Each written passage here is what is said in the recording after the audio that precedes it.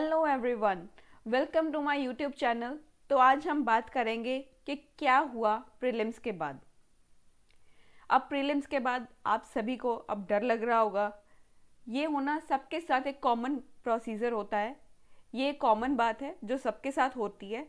तो ऐसा लगना बहुत ही नेचुरल है। तो इसमें हमें क्या होगा कि अभी क्या लग रहा होगा आप लोगों को कि भी क्या होगा क्या नहीं होगा, ये सब चीज़ों में अभी आप लोग सभी कंफ्यूज हो रहे होंगे कि भी अभी क्या करना चाहिए।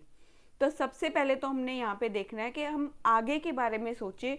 जो पास्ट में हमने गलतियाँ की उनसे हमने सीखना है। अभी आगे जो है हमने अपनी प्रिपरेशन को अच्छे से करना है। तो अभी यहाँ पे हमारे पास क्या होगा कि दो सिनेरियोज बन रहे होंगे आप लोगों के पास। कई जो होंगे उनका सिनेरियो 1 में जा रहा होगा, कई लोग जो होंगे उनका सिनेरियो 2 में हो रहा होगा। सिनेरियो 1 क्या कह रहा है हमारे पास कि अगर आप लोगों में से किसी का भी जो स्कोर है वो बॉर्डर लाइन के पास है, किसी का भी स्कोर अगर बॉर्डर लाइन के पास है और लग रहा है कि प्रीलिम्स क्लियर हो जाएगा, तो आगे हमें क्या करना चाहिए। अगर सिनेरियो 2 है, अगर आप लोगों में से कई ऐसे भी होंगे जिनको लग रहा होगा कि अभी स्कोर काफ़ी कम जा रहा है, ऐसा लग रहा है कि प्री नहीं हो पाएगा, तो अभी हमें क्या करना चाहिए। इससे हमें आगे के बारे में सोचना चाहिए। जो हमने पास्ट में गलतियां की उनसे सीखना है। जो हो गया वो हो गया, बायगॉन्स बी द बायगॉन्स। अब हमें आगे देखना होगा कि हमें आगे क्या करना है। तो हम पहले देखेंगे अकॉर्डिंग टू सिनेरियो 1। जिनको लग रहा है कि उनका बॉर्डर लाइन के पास है और उनका अभी क्लियर हो सकता है प्रीलिम्स, तो उनको अभी मेंस के जो है प्रेपरेशन, मेंस की प्रेपरेशन अभी हमें स्टार्ट करनी होगी। मेंस की प्रेपरेशन आपको स्टार्ट करनी होगी। यहाँ पे आप अपने ऑप्शनल को बहुत अच्छे से पढ़ के जाना। ऑप्शनल के बारे में जो है वो आप अपनी डिटेलिंग में आंसर राइटिंग करना। ऑप्शनल की आंसर राइटिंग स्टार्ट कर दीजिए। और अपने जो जीएस सब्जेक्ट्स हैं, जीएस के सब्जेक्ट्स की आंसर राइटिंग अच्छे से कीजिए। जो मॉक्स हैं उनको लगाइए, मॉक्स को लगाइए। यहाँ पे भी आपको एक ही एडवाइस मैं देना चाहूँगी, वो है आप अपने PYQs को भी एक बार यहाँ पे देखिए। जो PYQs हैं उनके आपको ट्रेंड पता लगेगा कि भी यूपीएससी कहाँ से क्वेश्चन पूछ रहा है और कहाँ तक वो सोच पा रहा है। तो इससे आपको उसका जो ट्रेंड है वो आपको पता लगेगा। और साथ ही साथ यहाँ पे आपने जो टेस्ट सीरीज़ ले रखी हैं वो टेस्ट सीरीज़ के क्वेश्चंस को भी आप ज़रूर सॉल्व कीजिए, क्योंकि इससे आपको अच्छे से क्लैरिटी होगी कि आप कहाँ स्टैंड कर रहे हो। तो अभी आप अपने जो प्रेपरेशन है मेंस की उसमें लग जाइए। अपने जो डे है उसको एक वाइजली स्केड्यूल करिए, अपने डे को डिवाइड कीजिए, उसके अकॉर्डिंग अपने सभी सब्जेक्ट्स को अच्छे से टाइम दीजिए। ऐसे को बहुत अच्छे से टाइम देना, एथिक्स में बहुत अच्छे से प्रेपरेशन करना, क्योंकि ये जो हैं ये मार्क्स फेचिंग होते हैं। तो इनमें अगर आपके मार्क्स अच्छे आए तो आपको बहुत ही अच्छे से आपका जो मेंस है वो क्लियर हो जाएगा। तो ये सब को ध्यान रखना और PYQ ज़रूर लगाना जो भी अभी प्रिपरेशन करने लगेंगे मेंस के लिए। ठीक है, PYQ के साथ आपको ट्रेंड का एनालिसिस होगा। अब हम बात करेंगे अकॉर्डिंग टू सिनेरियो 2 की। सिनेरियो 2 के अकॉर्डिंग अभी हमें क्या करना होगा। अगर आपको लग रहा है कि आपका जो मार्क्स है, आपका जो स्कोर है वो इतना अच्छा नहीं है, वो लो हो रहा है, तो क्लियर नहीं हो पाएगा आपका प्रीलिम्स, तो अभी पैनिक नहीं करना है। अभी उन चीज़ों को टैकल करना है कि हमने पिछले में क्या गलतियाँ की, अभी उनको सुधारने का टाइम है। क्योंकि नेक्स्ट जो प्रीलिम्स है 2026 का, वो हमारा 24 जो है मई को होने वाला है। 24 मई को होगा। हमारे पास अभी 1 ईयर है, अप्रॉक्सीमेट लेकर चलेंगे 1 ईयर है, और हमारी प्रेपरेशन को हम 4 फेजेस में डिवाइड करेंगे। 4 फेजेस में डिवाइड करेंगे। तो यहाँ से हमने देखना है कि आज से लेके सितंबर तक का, फिर अक्टूबर से लेके दिसंबर तक का, फिर जनवरी से लेके अप्रैल तक का, और मई हमारा लास्ट स्टेप होगा। तो आइए चलते हैं हमारे इस फेजेस के दौरान हमें क्या क्या पढ़ना है, क्या क्या हमें फॉलोअप करना है। तो फेज़ 1 जो है हमारा वो है आज से सितंबर तक। हमें आज से सितंबर तक क्या हमने गोल अचीव करने हैं, क्या हमें पढ़ना है, कैसे पढ़ना है, वो सारा इस हम वीडियो में डिस्कस करेंगे।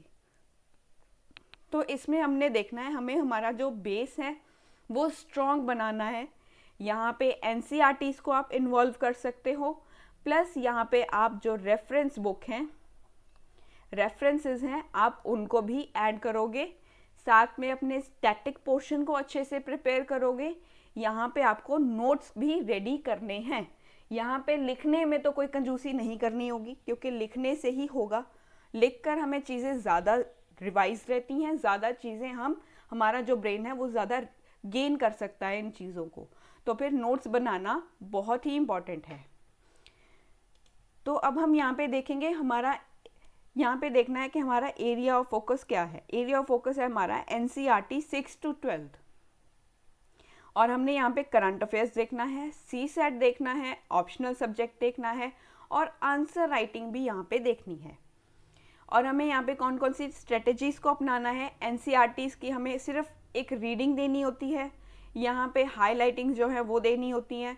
ज़्यादा ऐसा नहीं है कि आपको नोट्स बनाने लगने हैं। इनके नोट्स आप नहीं भी बनाएंगे तो भी चलेगा, सिर्फ आपको पढ़े रहना है इसमें क्या पढ़ना है हमें, ठीक है।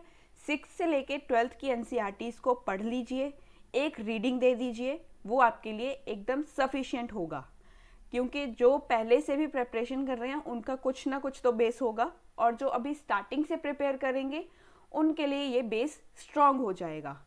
तो एनसीईआरटीज़ आपके बेस बिल्डिंग होते हैं। अगर बेस अच्छा होगा तो बिल्डिंग बहुत अच्छे से बनेगी।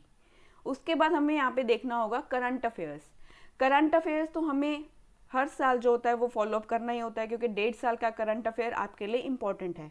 तो यहाँ पे मैं आपको एक और पर्सनली एडवाइस दूंगी कि जो लोग आपने देखा होगा कि कहते हैं भी 1.5 साल का जो करंट अफेयर है वो इम्पॉर्टेंट है। 1.5 साल का करंट अफेयर तो इम्पॉर्टेंट होगा ही, और करंट में जो आपके पहले वाली जो गवर्नमेंट स्कीम्स होती हैं वो भी कई बार वो क्वेश्चंस में पूछ लेता है। तो फिर गवर्नमेंट स्कीम्स को भी हम स्किप नहीं करेंगे। न्यूज़ में हमारे न्यूज़पेपर्स जो हैं, जैसे कि द हिंदू हो गया, ठीक है, द हिंदू या इंडियन एक्सप्रेस, आप कोई भी फॉलो अप कर सकते हो। उनमें कई बार छोटा सा कॉलम आ जाता है, तो फिर वो भी आपको, अगर गवर्नमेंट स्कीम्स के रिगार्डिंग आ रहा है तो आपको वो भी देखना पड़ेगा। आप उसको देख लीजिएगा, क्योंकि अगर एक बार देखा होगा ना तो फिर समझ में आ जाएगा कि यहाँ पे देखा था कहीं, ठीक है। तो वो गवर्नमेंट स्कीम्स जो हैं वो बहुत इंपॉर्टेंट हो जाती हैं यहाँ पे करंट अफेयर्स में, ठीक है, वो भी देखना। और आप यहाँ पे पीआईबी भी देख सकते हो। पीआईबी में भी हमारे जो मिनिस्ट्रीज़ हैं, जो गवर्नमेंट स्कीम्स होती हैं वो भी यहाँ पे न्यूज़ में रहती हैं, तो फिर आप पीआईबी से भी देख सकते हो, ठीक है। योजना या कुरुक्षेत्र में आपको फॉलोअप करने के लिए आपको मैं ऑप्शनल दूंगी, अगर आप ये फॉलोअप करना चाहते हो तो फिर ये भी कर सकते हो। और अगर किसी भी इंस्टीट्यूट का आप मंथली मैगजीन फॉलोअप करना चाहते हो तो आप वो भी कर सकते हो।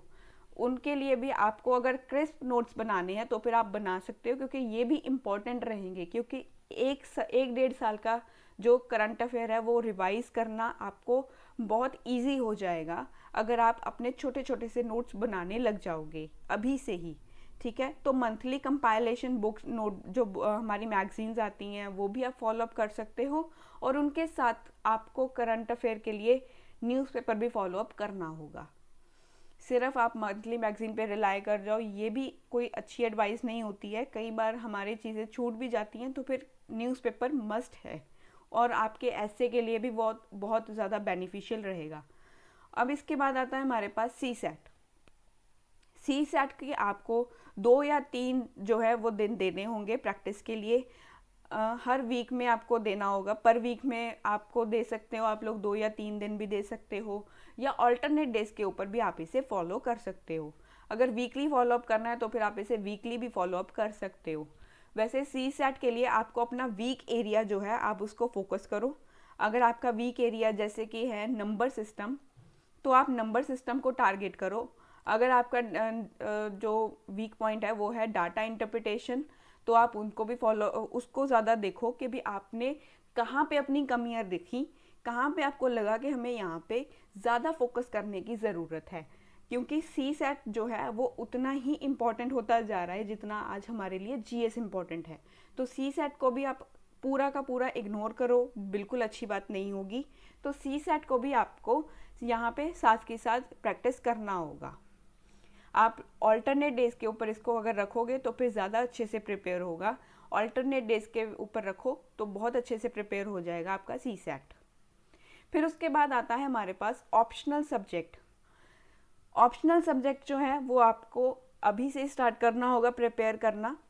सबसे पहले तो आप लोगों को इसका सिलेबस समझना होगा कि आपने जो सब्जेक्ट रखा है एज अपना ऑप्शनल, उसके सिलेबस को समझो कि सिलेबस जो है वो क्या कह रहा है। और हमारे जो क्वेश्चंस होंगे यहाँ पे भी आपको एक बार PYQs देखने होंगे कि PYQs और सिलेबस को एक बार देखना मैच करके कि भी वो क्या पूछ रहा है, कहाँ तक वो जा पा रहा है और आपको कहाँ तक उसका आंसर आपको लिखना होगा। तो अपने सोर्सेज को फाइनलाइज करो। ऐसा मत करना कि भी ये भी सोर्स फॉलो अप कर लिया, वो भी सोर्स फॉलो अप कर लिया। इतने सोर्सेज को अगर आप फॉलो अप करोगे तो फिर बहुत ज़्यादा हसल क्रिएट हो जाएगा, जिससे आप बहुत ज़्यादा कंफ्यूज हो जाओगे। तो कोई भी एक सोर्स को फाइनलाइज करो, बार बार उसी को पढ़ो।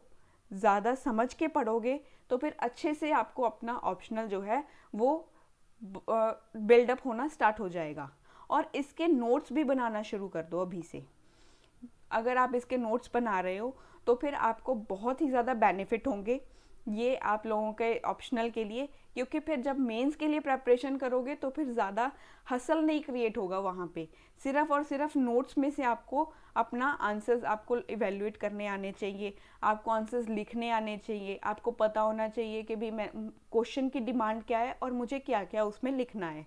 एक बार माइंड मैप सा क्रिएट हो जाएगा तो आप अपने आंसर्स को भी बहुत अच्छे से इवेल्युएट कर सकते हो।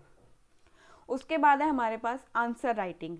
आंसर राइटिंग आप वीकली भी कर सकते हो, ऑल्टरनेट डेज के ऊपर भी कर सकते हो, वो आपके खुद के ऊपर डिपेंड करता है। यहाँ पे आंसर राइटिंग भी हमें स्टार्ट करनी होगी। डेली एक आंसर राइटिंग ज़रूर करना, क्योंकि इससे आपको क्या होगा, आपको आइडिया लगेगा कि भी हमें आंसर राइटिंग कैसे करनी है। ज़्यादा बर्डन लेकर नहीं करना है, इतना ज़्यादा पैनिक होकर भी नहीं करना है। डेली एक आंसर राइटिंग करो, चाहे 2 वीक में एक बार करो, जैसे मर्जी करो, पर आंसर राइटिंग करो। यहाँ पे आंसर राइटिंग के लिए आपको डेली एक आंसर लिखना है, GS के लिए भी और ऑप्शनल के लिए भी। आप अपने दोनों को, GS और ऑप्शनल दोनों के लिए आंसर राइटिंग आपको अभी से स्टार्ट करनी होगी। इसके बाद आता है हमारे पास फेज़ 2। फेज़ 2 होगा हमारा अक्टूबर से लेके दिसंबर तक। अक्टूबर से दिसंबर तक हमारा होगा फेज़ 2। तो हमें यहाँ पे देखना है कि जो प्रीलिम्स है और मेंस इंटीग्रेटेड प्रिपरेशन है वो हम यहाँ पे स्टार्ट करेंगे। और यहाँ पे राउंड फर्स्ट जो है वो स्टार्ट हो जाएगा, जहाँ पे हमने बात करनी है टेस्ट सीरीज़ के बारे में। टेस्ट सीरीज़ के बारे में यहाँ पे हमने बात करनी है, तो अभी हम डिस्कस करते हैं इसे। यहाँ पे हमारे पास है एरिया और यहाँ पे है हमारे पास स्ट्रेटेजी। अभी हमारे पास यहाँ पे GS फुल कवरेज हो जाएगा, ठीक है। जैसे हम अच्छे से हमारी स्टडी को कंपाइल करेंगे तो फिर हमारे पास यहाँ पे सेकंड रिवीजन जो होगी स्टैटिक सब्जेक्ट्स की, वो हम यहाँ पे स्टार्ट करेंगे। और साथ में यहाँ पे हमें मेंस के आंसर जो हैं वो उनके बारे में भी समझने में ईजी हो जाएगा, ठीक है। यहाँ पे जो है आंसर राइटिंग हमें रेगुलर करनी होगी। पहले तो हमने जब फेज़ 1 में था तब हम ऑल्टरनेट डेज के ऊपर भी कर रहे थे या हम वीकली कर रहे थे, तो फिर यहाँ पे हमें डेली आंसर राइटिंग करनी होगी। GS2 GS3 के क्वेश्चंस, यहाँ पे ऐसे को भी हमने ऐड किया है और एथिक्स की केस स्टडीज़ भी यहाँ पे ऐड की हैं। तो आप यहाँ पे ये अपने GS और ऐसे और एथिक्स को भी ऐड करोगे। और यहाँ पे हमने टेस्ट सीरीज़ को भी स्टार्ट करना है।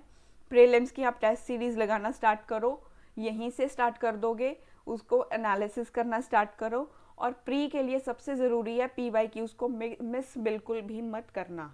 PYQs तो बहुत इम्पॉर्टेंट होते हैं। कई बार जो है वो आपको वहीं से पता चलता है कि भाई ट्रेंड कैसा चल रहा है। एक तो क्वेश्चन का फॉर्मेट पता लगेगा, दूसरा क्वेश्चन का ट्रेंड पता लगेगा। और यहाँ पे हमने देखना है ऑप्शनल के सब्जेक्ट्स। यहाँ पे हमें ऑप्शनल का जो सब्जेक्ट होगा वो 60-70% हमने सिलेबस कंप्लीट किया होगा। तो यहाँ पे आपको एक टेस्ट पर मंथ तो लेना ही है। आप एक टेस्ट अपना पर मंथ दे सकते हो, ठीक है। और यहाँ पे करंट करंट अफेयर्स के तो हम डेली बात कर रहे थे, तो फिर डेली तो करना ही है। आप मंथली या आप इसके डेली के नोट्स भी प्रिपेयर कर सकते हो, ठीक है। यहाँ पे आएगा हमारे पास फिर मॉक टेस्ट। यहाँ पे हमने मॉक टेस्ट लगाने स्टार्ट करने हैं जनवरी से। GS1 और एक GS1 का लगाना है, एक CSET का लगाना है पर वीक फ्रॉम जनवरी। ये हर हफ्ते लगाना है, पर वीक लगाना है हमने GS1 और एक CSET का, क्योंकि यहाँ से आपको प्रैक्टिस भी मिलेगी और आपको पता लगेगा कि आपको और कौन कौन सी जगह के ऊपर फोकस करने की ज़रूरत है। तो अब हम बात कर रहे हैं हमारे फेज़ 3 के बारे में। फेज़ 3 में हम जनवरी से लेके अप्रैल तक की बात करेंगे, और यहाँ पे हमारा जो गोल होगा वो होगा 100% प्रीलिम्स के फोकस के ऊपर। हमारी एक्यूरेसी कितनी है, स्पीड कितनी है, और हम कितनी स्मार्टली क्वेश्चन को सॉल्व कर रहे हैं, ठीक है। तो यहाँ पे हमने देखना है फेज़ 3 में, यहाँ पे हमारे पास आएगा MCQ प्रैक्टिस। MCQ की प्रैक्टिस करनी है, PYQs देखने हैं, PYQs को देखना है, एनालिसिस करना है। एनालिसिस इसका बहुत इंपॉर्टेंट होता है। इससे आपको मैंने पहले भी कई बार बता चुकी हूँ कि इससे आपको आपका ट्रेंड भी पता लगेगा और क्वेश्चन का फॉर्मेट भी समझ में आएगा। और यहाँ पे आपको अपने फुल मॉक्स देने हैं। यहाँ पे ये फोकस नहीं करना है कि मॉक्स में नंबर कितने आ रहे हैं, ये तो चलो हमारा सेकेंडरी पॉइंट होता है मार्क्स का। सबसे पहले तो हमने ये देखना है कि अगर आप मॉक दे रहे हो, उसके बाद अगर आपके क्वेश्चंस फिर भी गलत जा रहे हैं, तो फिर देखो आपको कहाँ पे आपका वीक सब्जेक्ट कौन सा है, वीक टॉपिक कौन सा है, उसको बार बार रिवाइज करो, उसकी एनालिसिस करो। फुल मॉक की भी आपको यहाँ पे एनालिसिस करनी होगी। और यहाँ पे दूसरा है रिवीजन। जितनी बार रिवीजन करोगे उतने ही अच्छे से अपने प्रीलिम को क्लियर कर पाओगे, ठीक है। फिर है हमारे पास फेज़ 4। ये जो है ये हमारा लास्ट स्टेप होता है। यहाँ पे हमने देखना है कि मई आ गया है, मई में हमारा लास्ट स्टेप है, और मई जो है इसमें देखना होगा कि भी हमने क्या क्या रिवाइज किया, रिवाइज देखना है। और साथ में यहाँ पे हमने जो मॉक्स हैं आपने उनको देखना है, मॉक्स को देखना है, हमारे जो टेस्ट सीरीज़ आपने सॉल्व की होंगी उनको देखना है, और PYQs को तो बिल्कुल भी मत छोड़ना। 2011 से लेके टिल नाउ तक जितने भी PYQs आए हैं वो सभी GS के देख लेना एक बार। तो ये जो है ये हमारा बहुत ही इम्पोर्टेंट पार्ट है। और ये है मई 26, सॉरी यहाँ पे बाय मिस्टेक 5 हो गया, ये 6 है। तो फिर यहाँ पे हमारा ये लास्ट स्टेप है। तो ये हमारे कुछ हैबिट्स हैं जो मैं आपके साथ डिस्कस करना चाहूँगी, जो हमें आज से ही फॉलोअप करनी है। सबसे पहले तो डेली न्यूज़पेपर रीडिंग रखो। थोड़ा टाइम लग सकता है रीडिंग में क्योंकि स्टार्टिंग फेज़ है, ठीक है। धीरे धीरे जैसे जैसे हैबिट बनती जाएगी वैसे वैसे ये टाइम भी रिड्यूस होता जाएगा, ठीक है। यहाँ पे आप नोट्स भी बना सकते हो। नोट्स वैसे बनाने हैं तो फिर मैं कंपलसरी रखूँगी इसे, ठीक है। भी नोट्स भी बनाओ और आंसर राइटिंग की रूटीन भी फॉलो करो, ठीक है। एक आंसर तो पर डे लिखो ही, एटलीस्ट एक आंसर तो लिखो कम से कम। गलत लिखो सही लिखो ये मैटर नहीं करता, लेकिन आंसर राइटिंग आपकी होनी चाहिए। आपके पास एक कॉन्फिडेंस बिल्डअप होता है कि आपने कुछ प्रोडक्टिव किया। फिर वीकली प्लानिंग करनी है। संडे को नेक्स्ट 7 डेज का प्लान बनाओ अपना, ठीक है। कि भी हमने मंडे को क्या करना है, ट्यूसडे को कैसे पढ़ना है, वेडनेसडे को क्या करना है।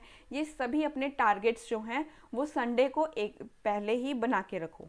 वो संडे को पहले अपना बना के रखो, फिर उसके बाद अपने दिन के जो बाकी के डेज बचते हैं तो वहाँ पे आप उसको टारगेट कैसे करोगे वो सारा यहाँ पे प्लानिंग होनी चाहिए, ठीक है। मॉक एनालिसिस हैबिट लगाओ यहाँ पे। हर टेस्ट के बाद जब भी आप टेस्ट देते हो तो उसके बाद आप 1.5 घंटा एनालिसिस के लिए भी दो, ठीक है। एनालिसिस से भी आपको पता चलेगा कि भी आपने गलतियाँ कहाँ की थी और आपको कहाँ पे आपका फोकस आपको होना चाहिए, और ये आपको बताएगा कि भी आप कितना ज़्यादा आपको मतलब कि फोकस और करने की ज़रूरत है, ठीक है। तो मॉक की एनालिसिस की हैबिट डालो। हर टेस्ट के बाद 1.5 घंटा ज़रूर देना अपने एनालिसिस के लिए। Sleep, diet and stress control, ये अपना स्लीप की भी जो टाइमिंग है, अपने सोने की टाइमिंग को थोड़ा सा स्केड्यूल करके सोना। ऐसा नहीं है कि भी एक दिन बहुत अच्छे से पढ़ लिए फिर उसके बाद ऐसा सोए कि भी सुबह उठ ही नहीं पाए, ठीक है, ऐसा भी मत करना। अपने डेली टाइम टेबल को स्केड्यूल करके रखना और अपनी डाइट जो है वो बहुत ही अच्छे से रखना, जिसमें हाइड्रेशन ज़्यादा हो, लिक्विड डाइट ज़्यादा हो, और जो सॉलिड है वो आप थोड़ा सा कम ही लेना, क्योंकि सबसे ज़्यादा यहाँ पे हमें सिटिंग की होती है, हमें सिटिंग देना होता है ज़्यादा। अगर ज़्यादा डाइट लिया तो भी नींद आने के ज़्यादा चांसेस होते हैं। तो फिर अपने आपको खुद को डिहाइड्रेशन होने से बचाना और हाइड्रेटेड रखना अपनी बॉडी को। और तीसरा है स्ट्रेस कंट्रोल। अगर बॉडी हाइड्रेटेड रहेगी तो ऑटोमेटिकली तुम्हारा जो स्ट्रेस का लेवल है वो कंट्रोल हो जाएगा, ठीक है। तो फिर खुद को हाइड्रेटेड रखना, अच्छे से सोना, ठीक है। ऐसा भी नहीं है कि भी 2 घंटे की नींद ली फिर उसके बाद आप पढ़ने लग गए, ये भी मत करना, ठीक है। थोड़ा सा अपने आप को मेंटेन करना, हर चीज़ का एक बैलेंस होता है, अपना बैलेंस रखना। और क्योंकि ये लॉन्ग गेम है, यहाँ पे बैलेंस रखना भी ज़रूरी होता है। तो ये थे हमारे कुछ हैबिट्स जो हमें हमारे बिल्डअप करने हैं। सो मैं एंड में सिर्फ यही कहूँगी कि stay focused and be positive, और अगले अटेम्प्ट में खुद ज़्यादा अचीव करने की कोशिश करना। और ऐसा नहीं है कि भी अभी आप बैठे रहो, अभी उठो और अपना टारगेट्स सेट करो। और ऐसी ही वीडियोस के लिए मेरे चैनल को सब्सक्राइब ज़रूर कर देना। Thank you and keep watching.